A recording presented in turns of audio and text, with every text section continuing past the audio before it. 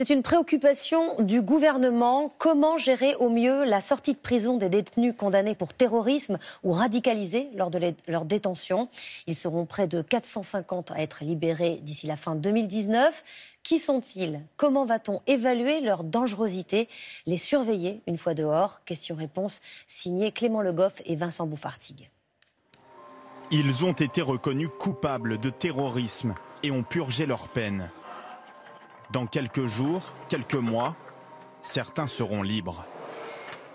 Combien de détenus sont concernés? Selon le ministère de la Justice, en France, 512 personnes ont été condamnées pour des faits liés au terrorisme.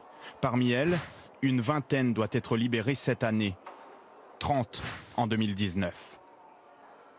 Parallèlement, sur 1200 détenus de droit commun signalés pour radicalisation, 400 arriveront à la fin de leur peine d'ici l'an prochain.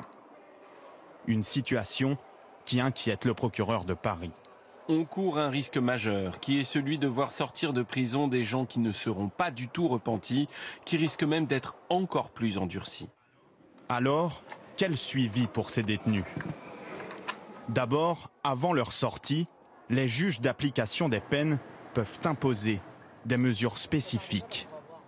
Ça peut être obligation de pointer un certain nombre de fois par semaine, par jour, interdiction de paraître dans certains endroits, interdiction de rencontrer un certain nombre de personnes, obligation de répondre à des convocations. Ce qu'il faut savoir, c'est que la violation d'une interdiction ou d'une obligation dans le cadre de ce suivi-là entraîne évidemment le retrait de ce suivi et une réincarcération immédiate de cette personne. Une fois dehors, ils seront également suivis par des groupes d'évaluation.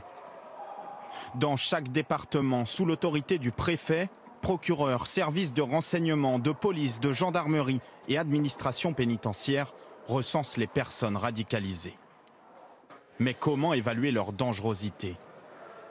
En réalité, ces individus, judiciairement, on ne peut plus rien leur reprocher. Donc, généralement, ces individus sont suivis par les services de renseignement. C'est un risque qui, ailleurs, mais comme en France d'ailleurs, a été anticipé. Des services de renseignement en première ligne qui devront s'adapter à ce surcroît d'activité.